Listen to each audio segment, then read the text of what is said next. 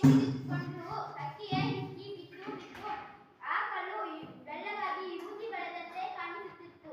ಇದರಿಂದ ಆ ಬಿಳಿಯ ಕಲ್ಲು ಎಂದಿಗೂ ಅಮ್ಮನ ಕಲ್ಲಿನಂತೆ ಕಾಣಿಸುತ್ತಿತ್ತು. ಆದ್ದರಿಂದ ಬೇವಿನ ಮರವನ್ನು ಜನ ಅಮ್ಮನ ಮರ ಎಂದು ಕರೆಯುತ್ತಿದ್ದರು.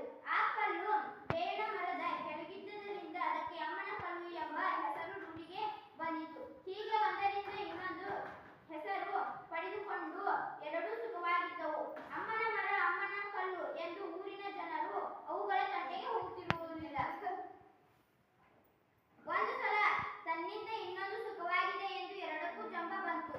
ಬೇವಿನ ಮರ, ನಾನು ಅಮ್ಮನ ಮರ, ನೀನು ನನ್ನ ಕೆಳಗಿರುವುದರಿಂದ ನಿನ್ನನ್ನು ಅಮ್ಮನ ಕಲ್ಲು ಎಂದು ಕರೆಯುತ್ತಾರೆ.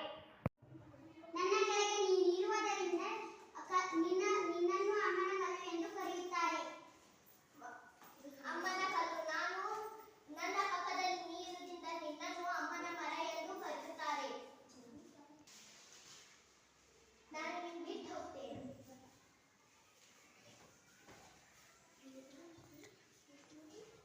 ನಾ ಇಲ್ಲದಿದ್ದರೆ ಮರವನ್ನು ಕಡಿದು ಹಾಕುತ್ತಾರೆ.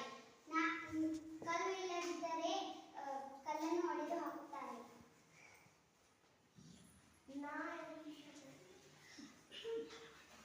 ಒಂದು ದಿನ ಹೊಳವನ್ನು ಹೂಳೆಯಲಿಕ್ಕೆ ಆ ಹಳ್ಳಿಯ ರೈತ ತನ್ನ ಮಕ್ಕಳ ಜೊತೆ ಬಂದನು.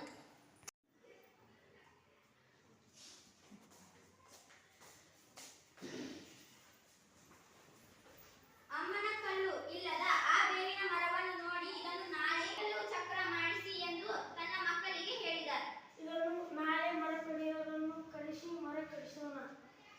ಬೇವಿನ ಮರದಿಂದ ದೂರ ಬಿದ್ದ ಕಲ್ಲನ್ನು ನೋಡಿ ಆ ಕಲ್ಲನ್ನು ನಾಳೆ ಕಲ್ಲು ಒಡೆಯುವವರಿಂದ ಒಡಿಸಿ ನೇಗಿಲು ಕಟ್ಟಿ ಹೂಳಲು ಬರುತ್ತದೆ ಎಂದು ತನ್ನ ಮಕ್ಕಳಿಗೆ ಹೇಳಿದ.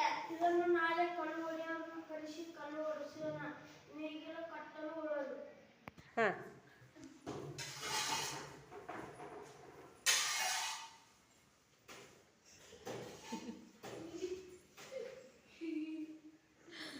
ಬುಟ್ಟಿ ವರ್ಷ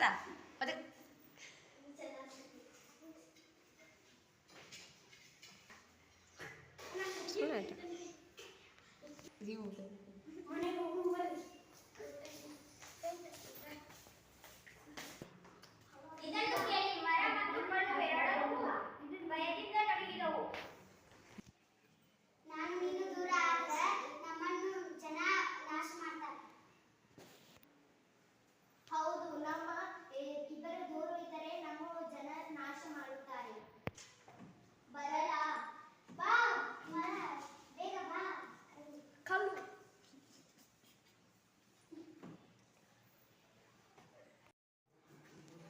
ನಾನು ರೈತನ ಹೊಲದಾಗ ಮರ ಕಡಿಯಾಕು ಹೊಂಟೇನಿ. ಬೇವಿನ ಮರ ಏನ್ ಬಾಯಿ ಮಾಡ್ಕೊಂಡ ಕಲ್ಲ. ಇದು ಅಮ್ಮನ ಮರ. ಇದು ಅಮ್ಮನ ಮರ, ನಾನು ಕಡಿಯಲಿಲ್ಲ. ನಾನು ಕೊಟ್ಟು ಹೋಗುತ್ತೇನೆ. ಇದು ರೈತನ ಹೊಲಕ್ಕೂ ಹೊಂಟಿದ್ದೇನೆ. ಇಲ್ಲಪ್ಪ, ಇಲ್ಲಿ ಕಲ್ಲು ಕುಂತದಲ್ಲಿ ಬಾ. ಇದನ್ನ ಹೊಡೆಯೋದು ಬೇಡ. ಅಮ್ಮನ ಕಲ್ಲು, ಇದನ್ನ ಹೊಡೆಯೋದು ಬೇಡ. ಹೀಗೆ ಕಲ್ಲು ಮತ್ತು ಮರ ತಮಗೆ ಬಂದ ಸಂಕಷ್ಟದಿಂದ ಪಾರಾದವು.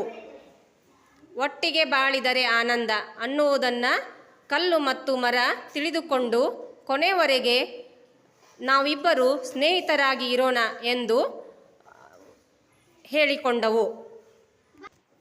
ಒಟ್ಟಿಗೆ